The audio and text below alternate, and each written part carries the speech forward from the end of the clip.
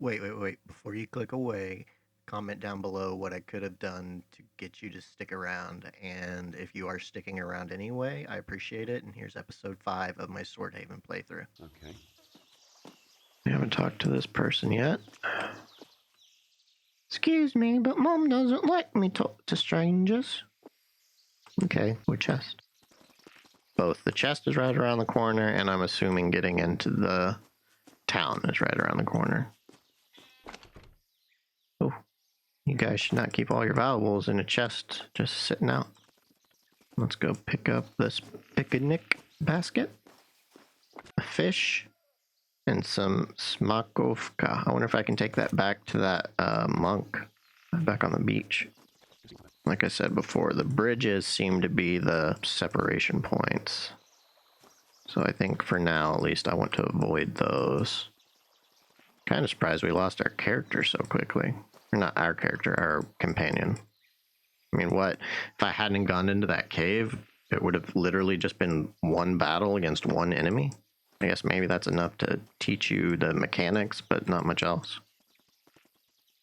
Oh, there's a wall here. Can I go into this building? Am I going to get in trouble if I go in this building? I wonder if there's a night and day cycle in this game. Like, will they be sleeping at some point? Let's save. Open the door. Will it load or I don't? Nope, it loads. Okay. Go into sneak mode.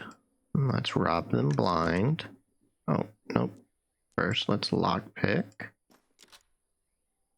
Then let's rob them blind. Close. Let's go steal these boots. And then let's leave. Whoa. The Velociraptor peacock. Okay. I like the, smoke coming off of this. Let's pickpocket her. No, pickpocket. Well, why didn't that work? Steal from her. I want all her goodies.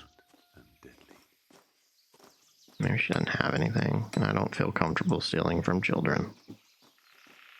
So let's pickpocket from you instead. There we go.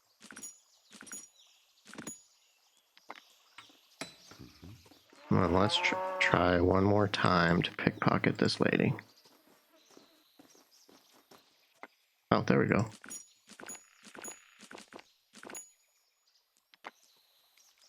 And then what was sneak? Was it S or T? T. I keep wanting it to be S, but it's T. I wish I could angle it. Like, I understand we shouldn't be able to get it all the way over the shoulder or anything, but I wish I could go just 5 degrees more this way so I could see more out in front of me without having to zoom out. Like, not a ton, just so I could see just a smidge more. All right, should we go south or east? Let's go east. Post. So is this fast travel? Yes. Yes, it is. Doggy. A young fellow no older than 20 stops you at the gates. He greets you with a good-natured smile. "Oh there, stranger. Mind introducing yourself?" silently observed the youngster. He's acting friendly enough, but beneath this facade, some deep worry clouds his mind. In any case, the silence is growing more and more awkward. You ought to say something. "You seem tense. Did something happen here?" "Aye, but that's neither here nor elsewhere. I'm still waiting for you to introduce yourself." "First, can you tell me your name?" "Oh, I'm Dorno the Younger. I'm guarding this here gate." "I come from an old and storied noble house." "Unbend yourself, Dorno. There's no need for formalities." The country bumpkin obviously believes you. After all, you practically radiate nobility and sophistication. "Oh, as you wish, me lord. But if you don't mind me asking, you're traveling from the north, yes?" "That's correct." "Oh, I figures, but I had to make sure." "Can I enter the village now?" "Oh, aye. Go ahead, me lord." He pauses. "After all, it's much safer inside with them 2 nasty lizards on the prowl near the beach." What does star mean? "Is there anyone in your village who can share tales of legendary local monsters and or mythical beast?" "Oh, Legendary monsters, Well, Zoan the Cooper used to travel the land back in his youth. He usually has stories to share if you're interested, my lord. Just go up to Main Street to the temple grounds and then turn left. Old Zobin's house is by the palisade. You mentioned lizards. I know what you're talking about. You already met them critters. Yes, I had to rush past one of them near the shore. Man, it just keeps getting worse and worse. My pa got bitten by one of those beasties when we tried to drive him out. Was laid up sick for 12 days, he was. Dorno frowns. There's two of them lizards, a man and a wife, I reckon. But the worst part is that them scalers made a nest in the sacred cave where we keep a shrine to Darion, our patron god of fishing. Well, now that we can't honor him as we should, I'm worried he'll be less generous. I mean, the dragon is great, but he probably has better things to do than drive fish into our nets. What do you know about the two lizards? Well, I never seen critters like 'em in these parts before. They must have come from the south. Well, at least that's what Father Hercus, our wait-a-lot, thinks. I wonder if what made them travel out here. Why can't you drive them away? Oh, but we could, and we would. It's just that after one of them bit my paw, we decided to come up with a real plan. Unfortunately, we've since been burdened with other troubles, and, well, now we've got bigger things to worry about. Care to elaborate? It's, oh, no, don't worry about it. What can you tell me about this deity, Durain? Durain is one of the local old gods, the barbarians who lived here long before us knew of him. Father Hercus says he was a bigger deal back then, though. You better ask him if you want to hear more. At any rate, nowadays we pay homage to Durain with gifts and prayers, and he makes sure our nets are always full of fish. I reckon that's enough to know he serves the dragon like we all do. You'd be surprised, but I slaughtered the monster in Durain's cave. You did? Dragon's breath, you're a true hero. Now, if only some kind soul would help us deal with the remaining fiend. I can take care of that. You could? Oh, well, only if it's not a bother. That thing is more dangerous than the one in the cave. Can I ask a few questions? Aye, I reckon you can. Can you tell me something about yourself? You already know my name, Dorno the Younger. Right now I'm guarding this here gate, but I'm actually a fisherman, like everyone else in our village, if you think about it. What can you tell me about this village? Our settlement's called Clamreach, but if it's history you're after, I won't be much help. Best check in with my pa, the village elder, or Hercus, or Wait-a-lot. Both are capital fellers, real knowledgeable too. Oh, and before I forget, you should stop by our tavern while you're here. Drobel the Innkeeper is great at his job, and he has the coin to prove it. Just don't let him get started on rumors. The man's worse than a fishwife for gossip. Can you share anything about your father? He's the head of the village, and Dorno the Elder is his name. He and Ma have lived in Clamreach all their lives. He stops to think.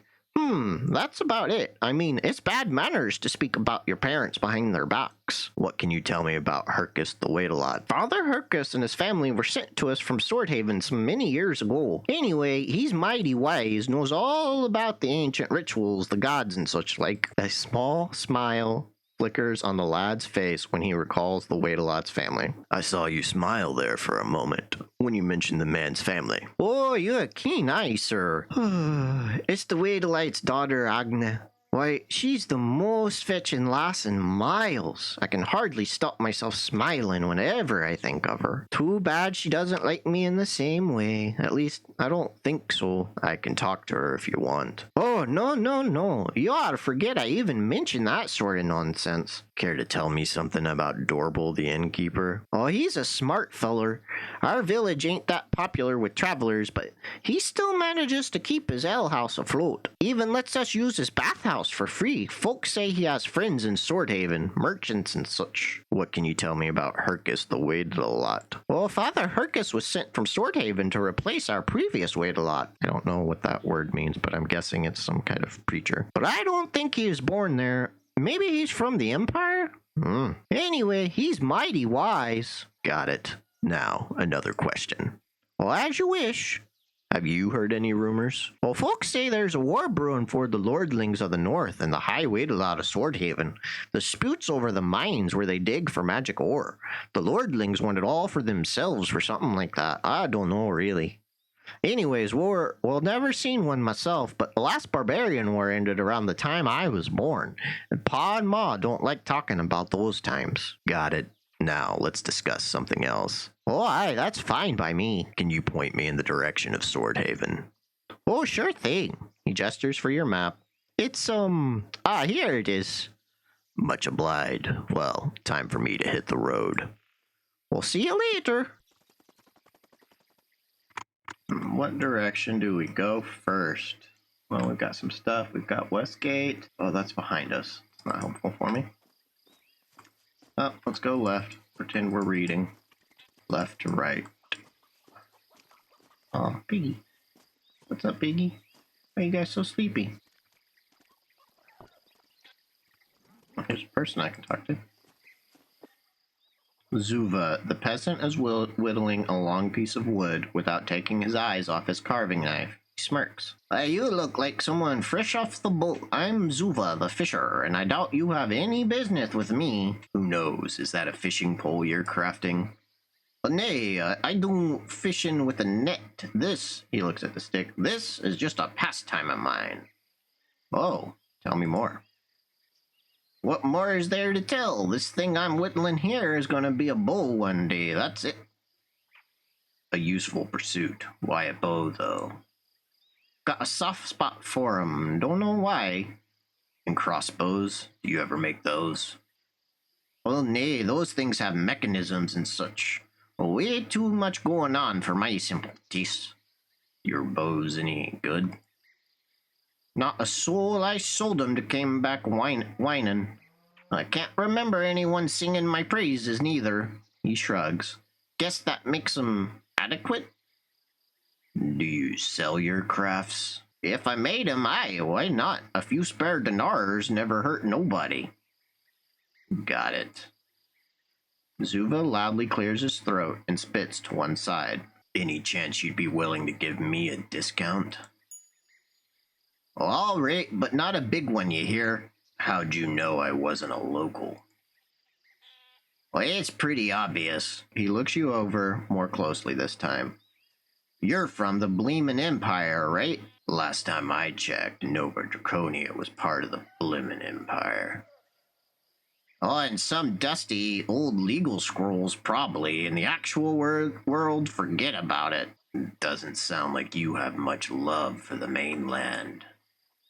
Don't get me started. They done did my brother dirty, and that's not something I'm ever gonna forgive. Your brother? Is there an echo around here? Aye, my brother. The whole empire did him dirty? I'm not saying it was the whole bleeding empire, but sure enough, them were folks the empire considered worthy of making decisions, either by blood or by right. Oh, really? Now I'm curious. That boy sure loved traveling Nova Draconia. One day his work as a caravan guard took him to see Swordhaven docks, where a mercenary captain was looking for able man to join his band. Said there was proper money to be made working for them, some pompous fop down in the old country. Pshaw, the very idea. What's your brother's name? He stops himself short. Why do you want to know? I'm not telling you that. And you can do a personality check. Why? Is it a secret? Which we passed the check. He gives up. His name's Erden, in honor of his mother's father. And who was the pompous fop? Well, I don't know, some prince or viscount or whatever. A git, basically. That was a risky undertaking, for sure. I wish my brother was as smart, because that dunderhead fell for it root and branch. I usually hear it hook, line, and sinker. And since this is a fisher town, you would think that would be the standard. And when their ship sailed from the Gulf of Swordhaven with a bunch of young gadabouts on board, well, that was the last we ever heard of him. Who knows? Maybe he's alive and well. Well, later I learned he'd been drafted to fight in an uprising. On which side? Well, that I don't know. What I do know is that those mutineers who didn't die on the battlefield were branded and sent either to the salt ponds of Hydrake or the dreaded Balta mines. A gruesome fate, and for what? Money? Fame? He had a girl who loved him, a real home, who could have been a respected fishmonger. Oh, life wasted. Well, and that's that. He rubs his forehead in annoyance. I can't believe I told you that story. 'Twasn't meant for strangers' ears. Can I ask you some other questions? Well, sorry, I can't help you with that. You're a fisherman. Shouldn't you be fishing? I'm taking a day off. Goddess Vetra, she-devil of the stormy sea, and Durain, patron god of the local water critters, are having an argument, it seems. Rogue waves are tearing up the sea. Fishies are dodging our nets. A worried frown creases his face. Old Delani read the flight patterns of some swallows and said the divines will end their bickering in a couple of weeks. Oh, let's hope she's right. Old Delani, who's that? She's the resident Barney widow and herbalist, a barbarian by blood and a witch, but other than that, a decent old gal. Durrani lives just across the street from us. I'm in the market for some bows. Well, I don't have a lot, but maybe you'll find something useful. Nod and leave him be. The fisherman tosses a lazy salute in your direction and returns to his work. Am I going to get in trouble if I open this chest? It's locked. Probably, because it's locked. Let's do a little sneaky sneak. Oh, I'm not pickpocketing, lockpicking. Done it with my eyes closed. Okay, so we got incense and soap. And then T is for sneaking, right? So I know the river's up here, and I don't want to cross the river. So the way my brain works is I want to come up here and work left to right along the river's edge. If that makes any sense to you. There's a bunch of stuff up here. Fishing rod. There's a fishing rod propped here, float gently bobbing on the water. I need some bait. You leave the fishing rod behind.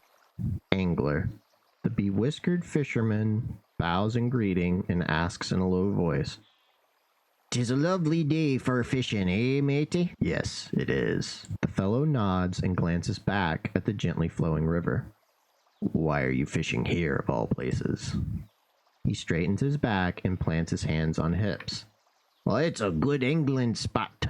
Worth a long walk from my log cabin over yonder. How do you have time for leisure fishing? Well, usually I don't. Too much work off the farm. But when I even get a whiff of freedom, I spend it all on fishing. A caravan or a runner from Swordhaven grabs their smoked eel for the road, and, I earn a few extra coins. Wouldn't it be smarter to use an eel basket instead of sitting here? A smart ass, eh? It's good enough that the locals let me fish in their river. If I started using traps, I reckon they'd knife me to death, and rightly so. Nonetheless, I'm sure there are better spots upstream, less crowded at least. Why not go there? Well, 'cause I like to be here, alright? Well, besides, everybody knows that using eel bucks is a privilege, not a right. He regards you as if you were a child. Well, you get 12 lashes and a hefty fine, there's withal, if Hyde Wedelat forces caught you in the act. Still, why would you choose this particular spot? Well, there's a fact that so far from my home, the old battle axe doesn't know a thing about it. The man's laugh is joyless. There's a twinkle of regret in his eye. That's not the real reason, is it? Aye, all right. I shouldn't have said that. He looks down at his feet. The real reason is the legend. What legend? Oh, there's a tale of a golden fish that can be caught somewhere here's around. The thing is said to fulfill any wish you can think of. Why not fish for it outside the village? Well, the woods aren't safe, late. He dithers before continuing. Well, that and, a barbarian toothsayer told me I'd catch the bloody thing right here in Clemreach. Could you ask it for 1,000,000 more wishes? Well, hey, that's pretty slick. I'd probably try that myself once I finally get my hands on that gilt critter. What were you thinking of asking before? Well, I was thinking about... He weighs his options. Oh, I know. Magic porridge pot. Maybe 7-league boots. I don't know. I'll think of something when I hook the wee beastie. And I'd love to catch the beastie myself. Well, everyone says that, which is why I want to keep my goal a secret, alright? What's the biggest fish you've ever caught here? A magical migratory tiger-bellied horsefish. It was this big. He spreads his arms and legs so wide he almost tumbles into the river. Well, I wanted to get the thing's head stuffed, but it melted into sludge while I was hauling it back to the farm. And what makes this particular spot so good? You know what, ya big scatterbrain? Oh, right. Well, I'd love to join in. Oh, fine. You deserve a fair shake. He steeples his fingers and points at you. But if you catch the golden fish first, we split the wish, half and half. Nod. Let's get back to other matters. He lowers his voice. Why? Anything else fishing related floating around in that noggin of yours? Why are you speaking so softly? So as not to spook the fishes. The wish-fulfilling kind included. Gotcha. He turns his attention back to his float. Now, would you care to enlighten me about local fishing traditions? No enlightening needed. It ain't wizardry.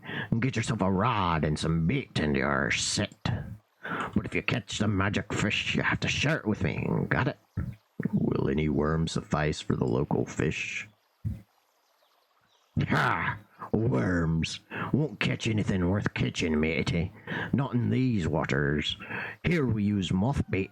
You want some? I've got a few extra I'm willing to sell for only 10 dinars apiece. What is moth bait? Just a plain old moth grub. Anybody can find 'em. But the drying and wrapping in its colorful string, that's where the true art of bait making shows. I know dinar devaluation is at an all-time high, but 10 coins for bait? Get real. 5 then. Yes, but let's change the subject for now. The man's attention is back on the river before you've even drawn a breath to reply. Can I ask a few other questions? Hate to disappoint you, but I've only got fishing on me mind, and that's the way I like it. At least introduce yourself. People call me Mac. Sell me some moth bait, will ya? Here you go. One more, please. Here you go. Alright, so let's just hit one a whole bunch of times. Thanks. And don't scare away the catch. Fishing rod. There's a fishing rod propped here, float gently bobbing on the water. Do you want to use your moth bait and do some fishing? Yes. You cast the line and settle in to wait. You blink a few times and quickly look around. All is clear. Time stretches like taffy, each passing second its own small eternity. Have you ever thought about how you've already lived infinite infinities? There's an infinite amount of numbers between the numbers 1 and 2, and you've lived more than 2 seconds. So between every second is an infinity, is multiple infinities, and you've lived through them all. And then between 1.1 and 1.2, and 1.01 and 1.02. And that's a whole nother slew of infinities. So you've lived infinite infinities every second, but even more than that, like infinite infinities, infinitesimally small, infinitely repeating. It's something to think about, you know, if you want some existential dread. Or maybe it makes you excited. Whistle a tune. You whistle a simple melody of your own invention. Apart from that, everything is quiet.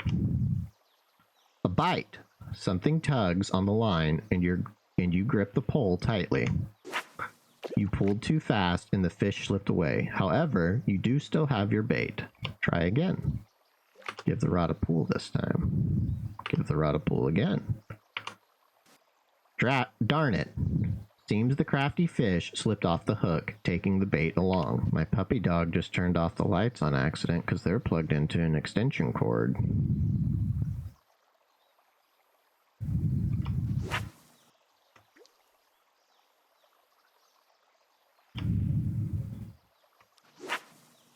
You caught a big one. The fish thrashes about with the might and main, trying as hard as it can to escape.